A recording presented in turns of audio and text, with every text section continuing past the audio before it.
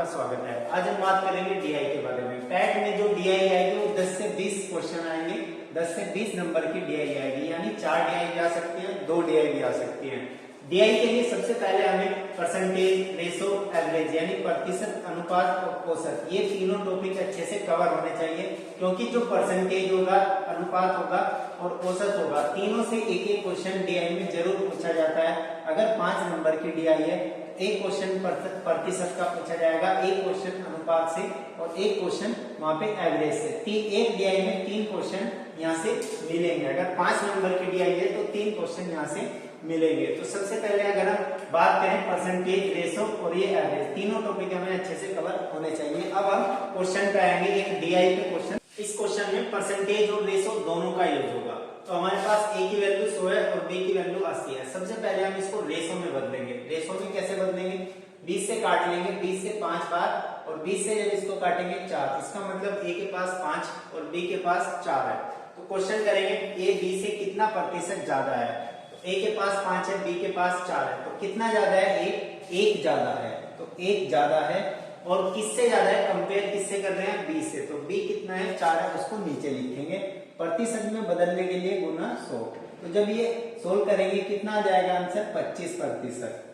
Second वाला, B ए से कितने प्रतिशत कम है? तो बी कितना है? 4 है, और ए कितना है? 5 है। तो बी कितना कम है? 1 कम है। तो यहाँ पे 1 कम है, और किससे कम है? ए से। ए कितना है? 5 है, तो ये नीचे लिखेंगे और गुना 100। 5 से जब इसको काटेंगे तो कितना आ जाएगा आंसर? 20% कम है। यहाँ पे थर्ड वाला, ए बी का कितना प्रतिशत है? तो यहाँ पे ए कितना है? 5 है। ए 5 है, तो यहाँ पे 5 लिखेंगे, और का, जिसके पास का होता है वो हमेशा नीचे वैल्यू लिखी जाती है। तो बी का, बी कितना है? 4 है, ये नीचे लिखेंगे गुना 100। जब इसको 4 से काटेंगे 25, और ये कितना हो जाएगा? 125, यानी 125%। ठीक है। बी ए का कितना प्रतिशत है? बी कितना है? 4 है, तो बी 4 है, और ये ए का, ए कितना है? 5 है, तो 5 यहाँ पे नीचे लिखेंगे प्रतिशत में बदलने के लिए 100। तो जब इसको 5 से काटेंगे ये 20 आएगा, और ये 80%, 20 चौक 80%। ये प्रतिशत वाले क्वेश्चन है, ये डीआई में यूज होंगे इसी टाइप से। अब हम एवरेज देख लेते हैं, एवरेज कैसे यूज होगा डीआई में।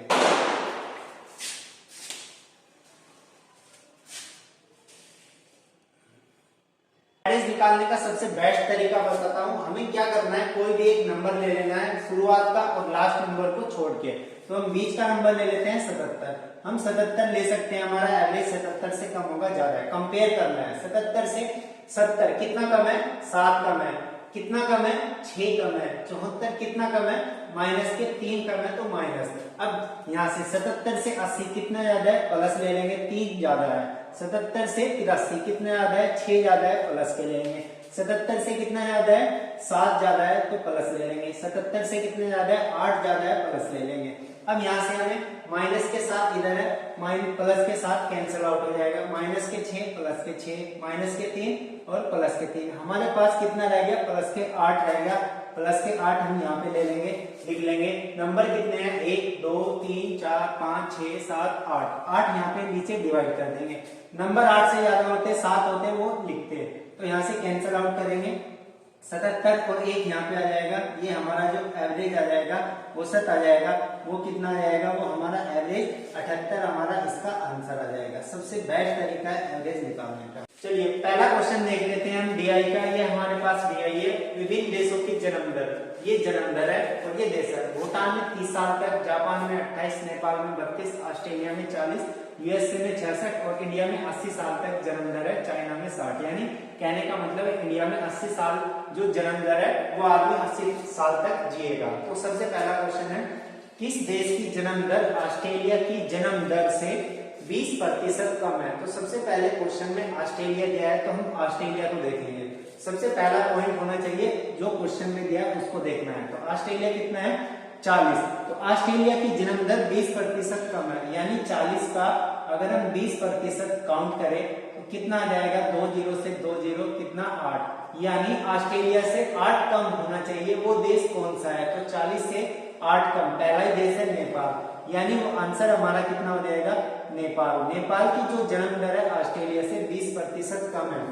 अगर हम यहाँ से कंपेयर करें तो 10 कम है, यहाँ से कंपेयर करें 12 कम है, यहाँ से तो ये ज्यादा हो ही जाएगा। तो फर्स्ट क्वेश्चन हमारा, किस देश की जन्म दर ऑस्ट्रेलिया की जन्म दर से 20% कम है? तो आंसर नेपाल। हमने 40 का 20% निकाला, यानी 8 कम देख लिया, कौन सा है? नेपाल।